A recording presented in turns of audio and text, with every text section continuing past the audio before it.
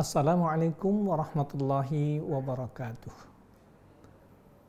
Alhamdulillahilladzi wa kafa, wassalatu wassalamu ala ibadihilladzina astafa wa ala alihi wa ashabihi ala ahli sidqi wal wafa wa ba'du. Para sahabat Al-Quran, para aktivis pengajar Al-Quran yang sudah bergabung pada kuliah.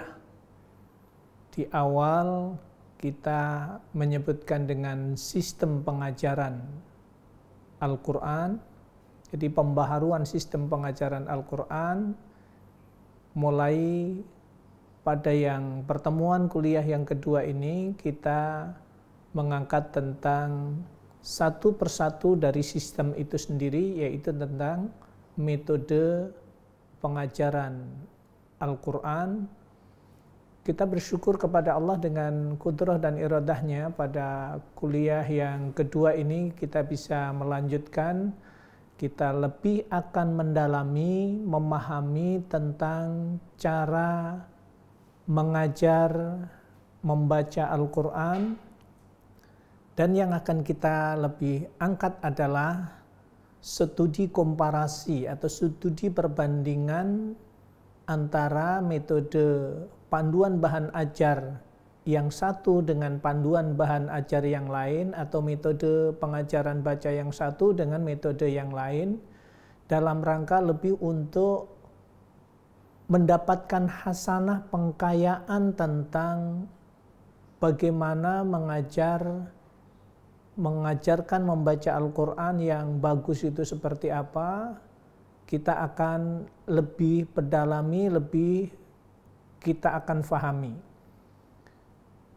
Kenapa? Karena faktanya yang kita tahu, ada seseorang yang ketika mengajar Al-Quran memakai buku tilawati, memakai buku Iqra, memakai buku Yambu'a, memakai buku Utsmani, memakai buku Ummi.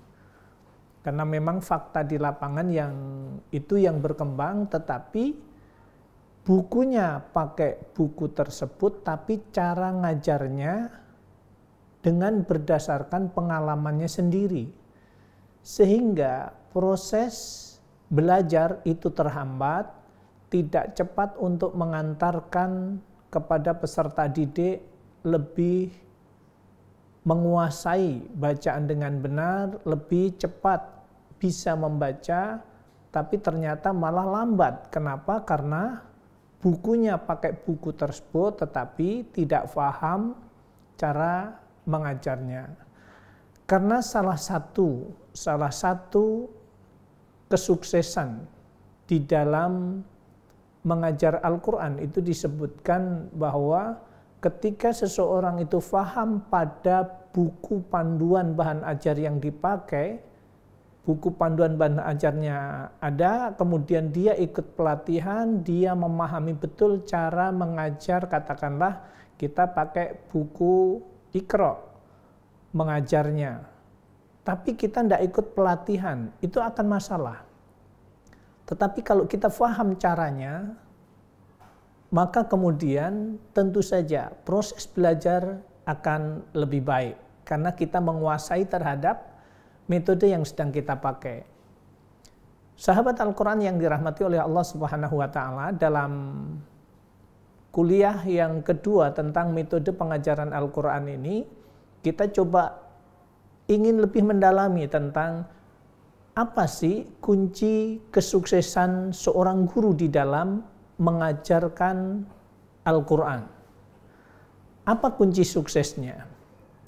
Di samping menguasai atau menghayati petunjuk, mengajar, guru mesti harus fasih, harus tartil bacanya.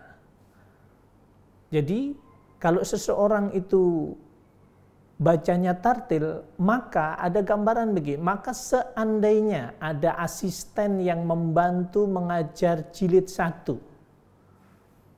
Iqra jilid 1, dia ikut bantu mengajar, sedangkan dia sendiri baru tamat jilid 1 pula.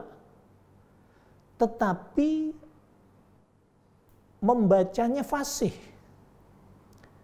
Dari a, ba, ta, tha, dan seterusnya, sampai kemudian evaluasi yang terakhir, dia bacanya tepat. Ketika dia menjadi asisten, maka kemudian akan lebih baik hasilnya daripada diajari oleh guru yang walaupun sudah Al-Quran, tetapi tidak fasih, tidak tartil bacaannya. Jadi hasilnya akan lebih bagus diajari oleh yang baru lulus Iqra jilid 1 tapi bacanya benar. Makhraj sifat hurufnya benar. Apalagi bagi asisten yang bagus, yang cerdas, dia akan tinggal meniru saja guru ahli sewaktu mengajarnya. Jadi sahabat Quran yang dirahmati oleh Allah Subhanahu wa taala, tentu saja ada hal-hal yang harus kita fahami. Bagi santri, target kita bagi yang belum bisa baca adalah mengantarkan untuk bisa baca. Jadi beban yang diberikan kepada peserta didik adalah dia targetnya membaca dengan benar, mampu membaca dengan benar. Jadi santri jangan diajari dengan irama yang berlagu. Jadi kalaulah diajarkan seperti tilawati, itu targetnya adalah pembiasaan. Ada nagom, ada lagu yang kemudian disebut lagu ros.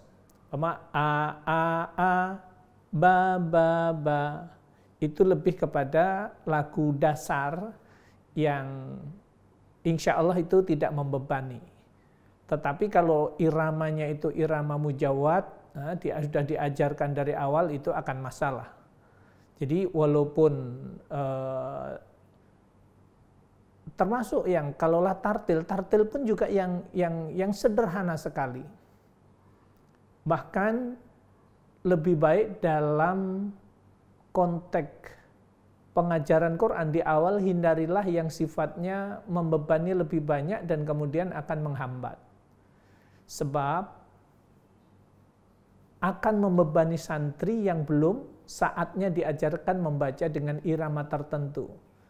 Sedangkan irama murattal itu akan diberikan, akan diajarkan pada juz amma, pada Al-Quran, yang itu pun juga di awal diajarkan dengan irama yang mendasar. Jadi termasuk irama dikesampingkan dulu. Kenapa? Karena target kita jangan sampai peserta didik itu ada beban. Baik. Sahabat Quran yang dirahmati oleh Allah Subhanahu wa taala, langkah yang berikutnya dalam kesempatan ini, karena nanti akan kita sampaikan materi metode pengajaran Al-Quran ini tidak hanya satu, tetapi metode-metode yang lain juga akan kita sampaikan dalam perkuliahan kita, sehingga kita mengenali metode-metode pengajaran yang ada di Indonesia, dan kita paham, bukan tidak hanya kenal, tidak hanya dengar, tapi kita mengikuti pelatihan dengan benar. Baik, coba kita kenali satu dulu, yaitu buku Iqra. 10 sifat buku Iqra. Sifat itu adalah karakter. Sifat itu adalah sesuatu yang menempel, yang sudah menjadi pembawaan dalam buku itu sendiri. Maka kemudian yang pertama, sifat buku Iqra itu bacaan langsung, bacaan langsung, yaitu tidak diperkenalkan terlebih dahulu nama huruf hijaiyah. Kenapa? Kalau kita awalkan, kita kenalkan huruf hijaiyah dulu, berarti ada beban. Ada beban yang kemudian justru tidak mempercepat, akan memperlambat. Jadi tidak dikenalkan huruf alif, ini tanda baca fathah, kemudian dieja alif fathah a, alif kasroh i, alif doma u, tidak. Tetapi bacaan langsung, yaitu dibunyikan dengan ini a. Kemudian yang kedua, sifat buku Iqra itu adalah guru sebagai penyimak saja. Cara belajar santri aktif. Jadi guru hanya menyimak saja, jangan sampai menuntun. Kecuali hanya memberikan contoh pokok pelajarannya. Jadi tugas kita sebagai seorang guru, sebagai seorang pengajar adalah memberi contoh pada pokok bahasan saja. Jadi seperti A, Ba. Jadi santri disuruh melihat mulut kita. Kemudian santri menirukan. Ketika ada yang salah, kemudian diluruskan. Nanti pada praktek nanti akan kita perdalam lebih jauh lagi. Kita kenali dulu tentang 10 sifat buku Iqra. Yang ketiga adalah frifat. Jadi penyimakan seorang demi seorang.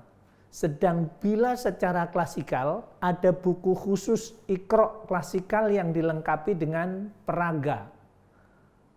Itu yang ketiga, bahwa caranya adalah dengan frifat.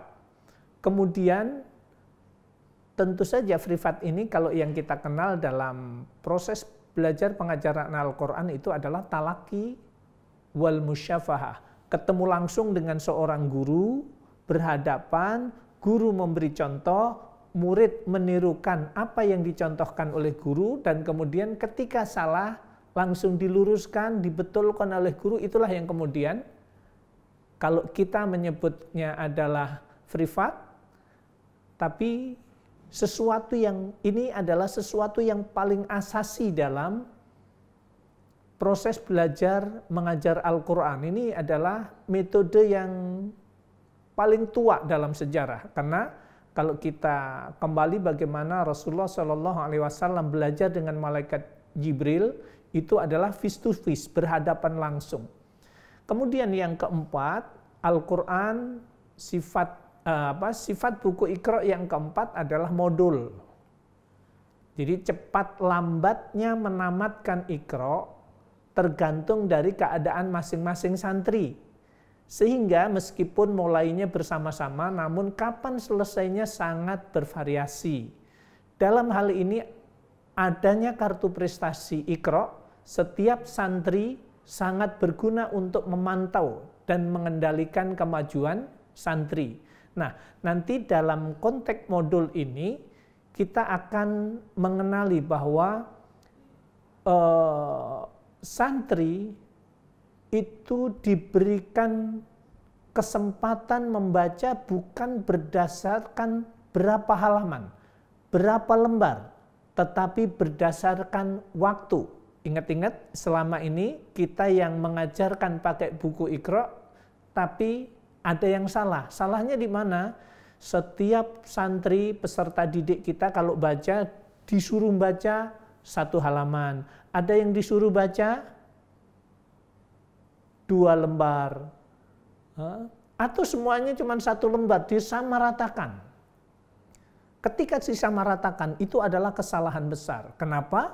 Karena kita ngajar Iqra itu berdasarkan waktu. Katakanlah setiap santri kita bagi, setiap santri baca 3 menit, semuanya 3 menit. Hasilnya yang dia cerdas, dia cepat, dia bacanya tepat, maka dia akan mendapatkan banyak lembar pada saat ketemu itu. Kenapa?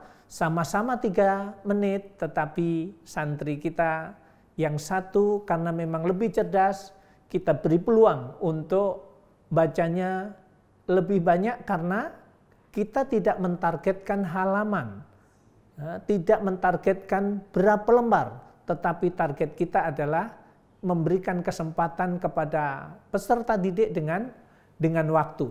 Itulah yang kemudian walaupun mulainya sama-sama, tetapi hasilnya itu akan berbeda. Yang kelima, sifat buku Iqra itu adalah asistensi. Jadi setiap santri yang lebih tinggi pelajarannya boleh membantu gurunya untuk menyimak temannya. Jadi yang lulus Iqra 1 bacanya benar, kebetulan gurunya kurang, satu guru yang ngaji ada 30.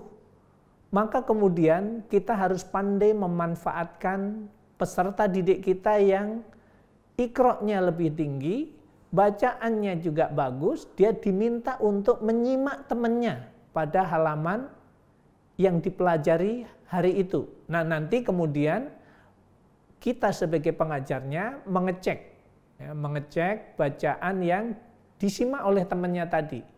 Karena akan terjadi dinamika yang bagus walaupun ini temannya bahasanya menyimak ya, bukan mengajar. Diminta untuk menyimak temannya walaupun sebenarnya itu mengajar. Tetapi untuk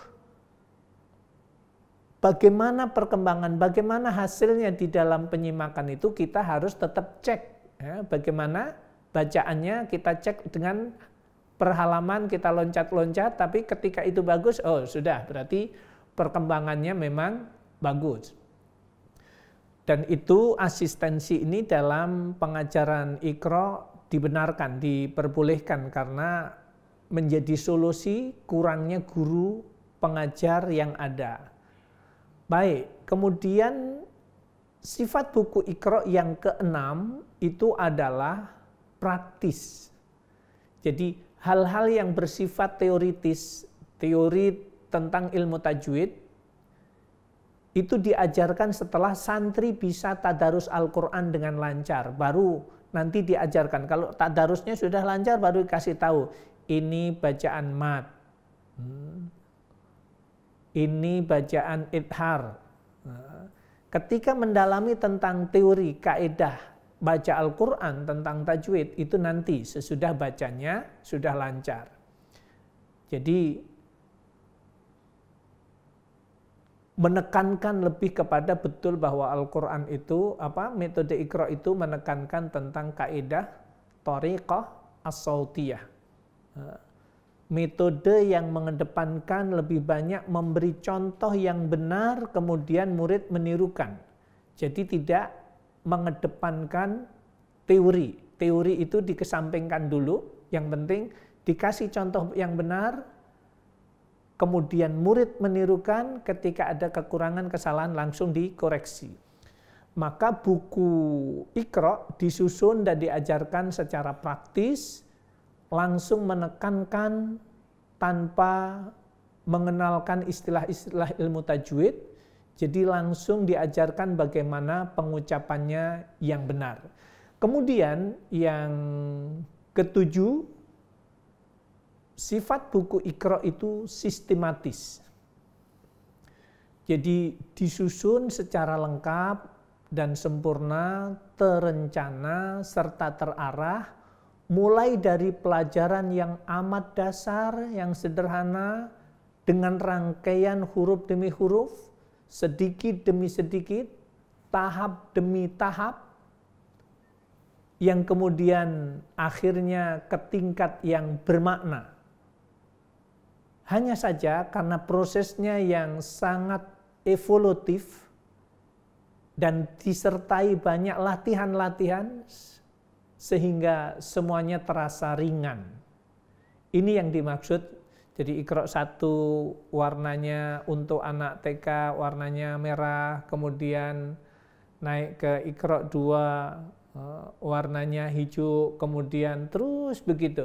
Warna-warni ini adalah lebih kepada pertimbangan psikologi peserta didik karena memang anak-anak yang belajar. Kalau orang tua pakai bukunya nanti pakai buku yang bendel.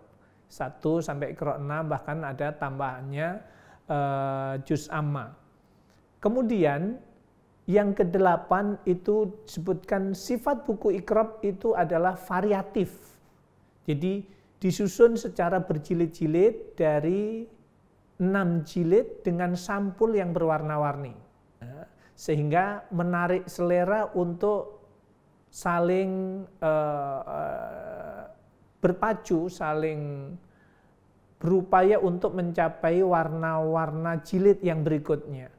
Hal ini juga untuk menghindari kejenuhan santri. Jadi semula belajar dengan Iqra yang sampulnya merah, kemudian begitu melihat temannya sudah pakai sampul hijau, kemudian juga ada keinginan untuk mengikuti pindah ke sampul hijau dengan seperti teman-temannya. Ini yang kemudian disebutkan sifat buku Iqra itu adalah variatif. Yang kesembilan, komunikatif. Jadi ungkapan kata rambu-rambu petunjuk akrab dengan pembaca sehingga menyenangkan bagi yang mempelajarinya. Juga diselingi ungkapan kata dalam bahasa Indonesia yang terasa akrab. Dan karena secara dini diperkenalkan dengan bacaan mat, maka terkesan enak dalam pendengaran dan juga perasaan. Itu sifat buku Iqra yang ke-9.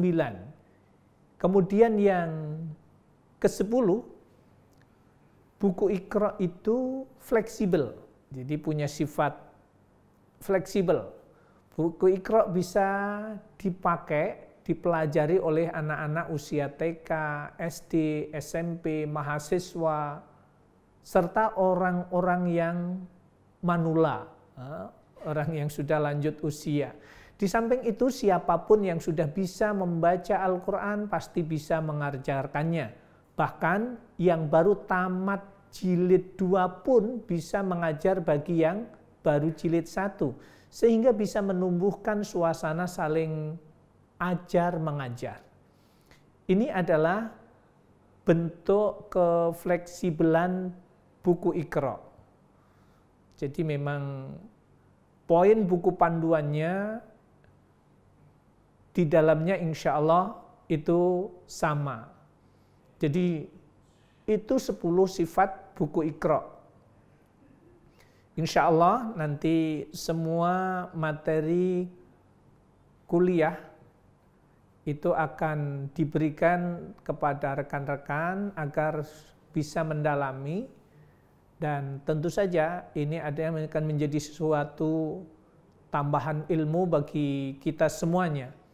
Untuk berikutnya, petunjuk mengajar Iqra jilid 1. Jadi jangan sampai kita semuanya, rekan-rekan, menjadi orang yang kadang-kadang kita merasa sudah tahu bahwa cara ngajar Iqra yang benar seperti ini. Sementara kita selama ini seringkali memakai buku Iqra, tetapi cara ngajarnya itu pakai pengalaman kita dulu ketika kita belajar ngaji. Sehingga bukunya memang buku Iqra, tetapi cara ngajarnya yang tidak sesuai. Ini masalah ya, ini masalah. Makanya kemudian mengenali 10 sifat buku Iqra itu adalah satu hal yang menjadi keharusan. Kemudian di sisi yang lain, untuk metode pengajaran Iqra ini karena memang ada sistem, ini ada hal-hal langkah-langkah yang kita harus pahami. Jadi yang A ada cara belajar santri aktif. Ingat-ingat, guru sebagai penyimak saja, jangan sampai menjadi penuntun. Ini di awal ya sudah kita tekankan, kecuali hanya memberikan contoh-contoh pelajaran. Ini sifat buku Iqra yang tadi sudah kita bahas.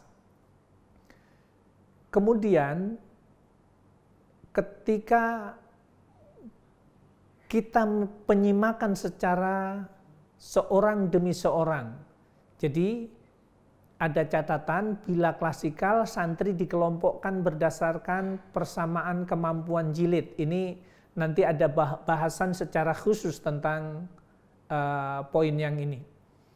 Kemudian yang kedua, mengenal judul-judul. Jadi guru langsung memberikan contoh bacaannya. Jadi tidak perlu banyak komentar. Langsung saja, sudah bismillah, bismillahirrahmanirrahim, a, ba. Santri disuruh melihat mulut kita, a, ba, bukan melihat buku. Ingat-ingat, melihat mulut kita ketika kita mencontohkan. Bentuk kesalahannya yang sering terjadi adalah peserta didik, murid disuruh melihat buku. Kita menunjukkan bahwa ini A, ini ba. Langsung menunjukkan, tapi murid tidak melihat contoh yang kita contohkan, itulah bentuk kesalahan yang sering terjadi. Kemudian yang ketiga, sekali huruf dibaca betul, ingat-ingat, ketika santri membaca, begitu membaca, bacaannya benar, jangan sampai diulang. Biasanya kan kemudian ta, ba, a. Ketika baca, ta, ulang lagi, ta. Kenapa? Karena untuk mengingat berikutnya. Apa nih berikutnya? Untuk memancing. Nah itu coba, yang ini sudah betul, yang ini apa? Coba. Itu langkah yang harus kita lakukan. Jadi sekali huruf dibaca betul, jangan sampai diulang. Yang keempat, bila santri sering memanjangkan bacaan yang mestinya pendek, karena mungkin sambil mengingat-ingat untuk di depannya, maka tegurlah dengan membaca dan dengan putus-putus saja. Jadi putus-putus saja itu menjadi solusi bagi yang bacanya itu sering mengulang. Jadi yang sudah tadarus itu yang lebih nampak lagi, walladzina, walladzi, itu untuk mengingat-ingat, diulang itu sudah betul sebenarnya bacanya, tapi mengulangnya dalam rangka untuk mengingat berikutnya. Awas jangan diulang-ulang. Yang ini apa? Yang ini apa? Lebih didorong begitu. Jadi karena mungkin sambil mengingat-ingat huruf di depannya, maka tegurlah dengan membacanya putus-putus saja. Kalau perlu, itu di depannya ditutup. Ditutup dulu agar tidak berpikir, tidak mengulang lagi yang tadi bacaannya yang sudah benar itu. Baik. Bila santri keliru baca huruf, gimana langkah-langkahnya? Ini ada poin yang harus kita pahami. Cukup betulkan huruf-huruf yang keliru saja. Dengan cara yang pertama, itu kita ngasih isyarat. Umpamanya dengan kata-kata awas ketika baca. Makanu, awas, kanya panjang pendek. Makanu, bagus. Jadi cukup kita bilang awas. Setiap kita bunyi awas, karena sudah terbiasa kalau ada kesalahan gurunya itu membunyikan atau mengungkapkan kata awas, pasti dia sadar, oh ada yang salah. Kemudian diulang, sampai kemudian benar. Kemudian yang kedua, bila dengan isyarat masih tetap keliru, berilah titian ingatan. Umpamanya, santri lupa baca huruf za. Tha, da, za, za. Ketika bunyi za, tha, da, da. Awas, ini apa? Da. Ro. Nah, kita pancing dengan bunyi ro, karena sudah ro bunyi za. Dia begitu ingat. Za, bagus sekali. Jadi guru cukup memperingatkan titiknya, yaitu bila tidak ada titiknya dibaca ro, yang ada titiknya apa? Za. Oke, betul sekali. Terus, begitulah. Kemudian bila masih tetap lupa, barulah ditunjukkan bacaan yang sebenarnya. Jadi kalau za salah jadi ro, masih ro juga dikasih ingatan dan titiknya apa, sesudah ro apa, da, za, ro, terus ro, masih ro juga. Kalau tidak ingat beneran baru kita kasih tahu itu namanya za. Tapi yang sering kali terjadi kesalahan adalah guru cenderung kalau peserta didik, kalau santri membacanya salah, gitu, ro, da, itu za, terus sa, a, awas, apa itu? A, itu dikasih tahu terus, akhirnya apa yang terjadi adalah anak itu punya karakter ketergantungan dengan gurunya. Kenapa? Karena gurunya menuntun bukan membimbing. Ini adalah bentuk kesalahan. Jadi poin yang ketiga tadi, jadi bila masih tetap lupa barulah ditunjukkan bacaan yang sebenarnya. Kemudian yang berikutnya, bila santri keliru baca di tengah atau di akhir kalimat, maka betulkanlah yang keliru saja. Jadi ada satu baris, kesalahannya itu di tengah atau di ujung. Jangan disuruh mengulang dari belakang. Kenapa? Yang belakang tadi itu sudah benar. Yang salahnya saja itu yang dibetulkan. Jadi sekali lagi, bila santri keliru membaca di tengah atau di akhir kalimat, maka betulkanlah yang keliru saja. Membacanya tidak perlu diulang lagi dari awal kalimat. Nah, setelah selesai satu halaman, agar mengulang pada kalimat yang ada kekeliruannya saja. Baik, sahabat Al-Quran, para penggerak, para pengajar, guru-guru Al-Quran dimanapun berada yang mengikuti perkuliahan dalam kesempatan ini, ada poin yang keenam yang berikutnya adalah pengenalan huruf yang berfathah. Ini pelajaran satu ini berisi pengenalan huruf yang berfathah, maka sebelum dikuasai benar jangan naik ke jilid berikutnya. Sedangkan bila kemampuan maksimal tetap belum fasih, sementara boleh dilanjutkan, tapi ada catatan, gitu ya. Seumpama satu, shin lebih diarahkan ke bunyi sia, sa, gitu ya. Bunyi sa, dia sya, dia masih membaca sa, sama dengan sin, maka diarahkan ke sia. Nanti sambil hari-hari berikutnya sampai sya, sampai bunyinya itu benar. Kemudian yang berikutnya dot, lebih diarahkan bunyi do, rada kendor saja do,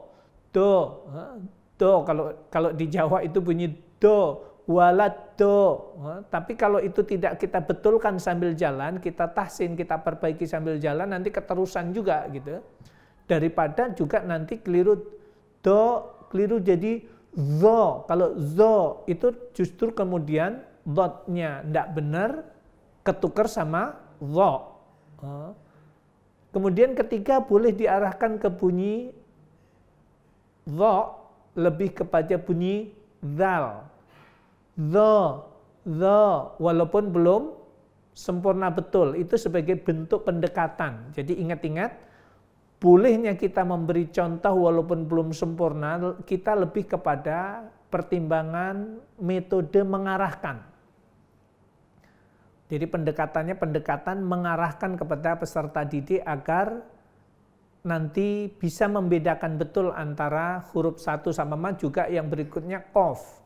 lebih diarahkan ke bunyi ko. Kalau ko-nya belum masuk, ko-nya itu belum sesuai dengan sifat dan makhrajnya, maka ko itu adalah pendekatan daripada bunyi kho. Jadi bisa naik ke pelajaran berikutnya dengan catatan her pada huruf-huruf tertentu. Jadi catatan kalau sudah kita evaluasi, kemudian sudah ikut ujian di Iqra 1 itu ternyata 3 kali pertemuan masih ada catatan, kita naikkan di Iqra jilid 2. Tapi catatan yang 5 huruf yang salah itu sambil jalan nanti tetap kita perbaiki, kita betulkan. Karena pada kalimat-kalimat berikutnya tetap akan terulang pada huruf tersebut yang salah tersebut. Jadi kita betulkan sambil jalan. Itu yang kemudian istilahnya kita luluskan dengan lulus bersyarat. Kemudian membaca dengan jadi bagi santri yang betul-betul menguasai pelajaran, sekiranya mampu dipacu, maka membacanya boleh diloncat-loncat. Jadi membaca dengan meloncat. Meloncat itu Iqra 1, halaman 1, kalau di situ ada 7 baris, yang dibaca cukup 5 baris. Nanti coba akan kita praktekkan berikutnya. Kemudian untuk epta sebaiknya ditentukan oleh guru pengujinya. Jadi kalau di lembaga TPA kita atau TPQ kita, Taman Pendidikan Al-Quran kita atau Taman Kanak-Kanak Al-Quran kita ada 5 guru, di antara 5 guru ini pasti ada yang bacanya paling bagus. Di antara 5 yang bacanya paling bagus itulah yang diminta untuk menjadi penguji dan diberikan hak untuk menaikkan ke Iqra berikutnya. Karena begini, kalau kemudian semuanya dikasih kesempatan untuk mengevaluasi, mengepta, menaikkan jilid 1 ke jilid 2, jilid 2 ke jilid 3, semua guru diberikan hak, maka hasilnya akan sesuai dengan kualitas guru masing-masing. Ujungnya, yang kualitas guru itu bacanya kualitasnya belum bagus, belum benar, maka peserta didiknya nanti akan tidak jauh beda dengan gurunya. Tetapi kalau yang menguji itu adalah di antara salah satu yang bacanya paling bagus, disitulah kemudian nanti belum eptanya belum lulus, kita kembalikan ke gurunya untuk diperbaiki ini. Tapi gurunya memang itu kesalahannya. Sambil kemudian gurunya juga biar belajar, biar membetulkan kesalahannya, maka kemudian kita dorong dengan cara seperti itu. Jadi ada salah satu guru yang diberikan hak untuk mengujinya. Karena yang kedua, efek yang kedua, kalau kita serahkan ke semua guru untuk menaikkan, meluluskan dalam epta, maka kemudian akhirnya murid-murid itu juga akan menjadi persaingan yang tidak baik. Kata gurunya yang satu, kata murid yang satunya, di sana enak, kalau sama bu guru itu cepat naik, cepat ke Iqra berikutnya, tidak disalah-salahin melulu, tidak banyak itu. Kalau kata muridnya bahasanya, guru itu tidak bawel, guru itu tidak galak, murah. Tapi kalau bu guru yang itu lama tuh. Ini masalah, ya, masalah dalam proses belajar mengajar yang kita harus sadari, bahwa kualitas peserta didik kita itu akan ditentukan oleh kualitas gurunya. Maka cara mengeptanya itu yang kemudian kita dorong guru untuk sepakat ya, memilih salah satu guru untuk mengujinya. Baik, kita melangkah pada proses pengajaran Iqra. Jadi satu, tadi sudah dijelaskan cara ngajar Iqra itu adalah langsung. Tapi ada langkahnya, bukan langsung itu bukan berarti langsung tunjuk pada halaman yang akan dibaca, tetapi prosesnya adalah peserta didik disuruh melihat mulut kita.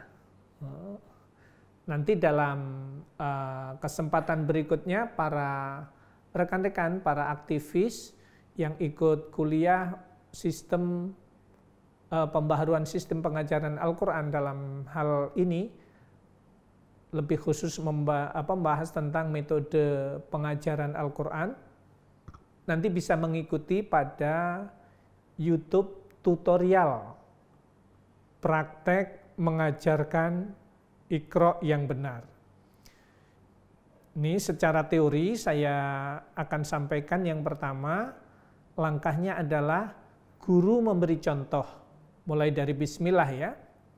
Kemudian peserta didik yang saat itu berhadapan dengan kita, yang privat, yang talaki itu, disuruh melihat mulut kita. Kalau mulut kita itu suruh melihat mulut kita, dia tertekan, kitanya yang merem, yang penting murid kita tetap melihat mulut kita. Jadi begini, Bismillahirrahmanirrahim. Bismillahirrahmanirrahim. Kemudian santri disuruh menirukan. Bismillahirrahmanirrahim. Coba lihat sini. Coba lihat sini. Bismillahirrahmanirrahim. Dia membaca lagi. Bismillahirrahmanirrahim. Ketika kita lihat, hir tidak tebal, nir tidak tebal. Itu adalah bentuk kesalahan yang harus kita luruskan. Tetapi tidak harus kita paksakan hari itu harus benar. Tapi kita kasih contoh, lihat Pak Guru.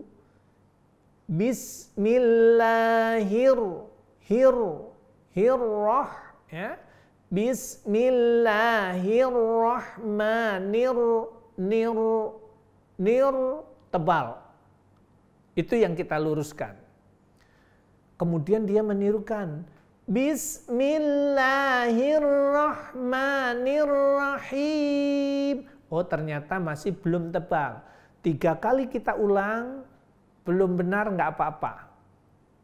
Kita lanjutkan pertemuan berikutnya. Tapi untuk bawahnya tetap langkah awal untuk mengenalkan ini A, ini A, ini A, ini ba. Murid peserta didik harus melihat mulut kita. Contohnya begini. A, ba. Kemudian santri suruh menirukan. A, ba. Coba lagi. A, ba. Ada lagi kalau santri bunyinya begini. A, ba. Coba tirukan. E, bu. Berarti E-nya tebal. Ba-nya jadi tebal. E, be. Itu tebal. Yang benar, lihat Pak Guru. A. Bagus. Ketika ada perubahan tetap ada kalimat bagus. Walaupun belum sempurna betul. Coba lihat Pak Guru. Bagus. Ini baru kemudian langkah berikutnya kita tunjuk. Mana A, mana ba itu kita tunjuk. Tapi sebelumnya tidak boleh langsung melihat tulisannya. Tetapi melihat mulut gurunya, mulut pengajarnya. Ini. Jadi bunyinya A, ba. A, ba. Bagus. A, ba. A, ba. Iya, yang kencang sekarang. A, ba. Bagus sekali. 3 kali kita ulang, bunyinya sudah tepat, baru langkah berikutnya kita tunjuk huruf atau simbol yang ada di dalam buku itu. Ini namanya A. Apa? A. Bagus. Ini juga A. A. Apa tadi? A. Yang ini? A. Yang ini? A. Bagus sekali. Yang ini adalah ba. Ba. Lagi. Ba. Yang kencang. Ba. Bagus sekali. Ini apa tadi? A. Ini ba. Ini A. Ini ba. Ketika dibolak-balik sudah bisa, baru langkah berikutnya. Inilah yang kemudian sahabat-sahabat Quran yang dirahmati oleh Allah Subhanahu wa taala, ini yang kita sebut dengan tugas kita sebagai pengajar adalah memahamkan pokok bahasan. Mana pokok bahasan itu? Pokok bahasan itu materi baru yang paling atas, yang baru kita kenalkan kepada peserta didik, itulah namanya pokok bahasan. A, ba. Ini adalah pokok bahasan. Tugas kita adalah mengantarkan sampai dia bisa bunyi. Ini namanya A, dia bisa membaca ini A, ini ba, ini A, ini ba. Kita bolak-balik 3 kali, dia faham bunyinya, makhrajnya benar, sifat hurufnya benar, harokat fathahnya membukanya juga benar. Fathul fammi fathan taman, buka mulut dengan membuka yang sempurna itu benar. Baru kemudian kita kenal dengan CBSA. Cara belajar santri aktif. Baik, untuk CBSA poin ini nanti akan kita lanjutkan sesudah yang satu ini.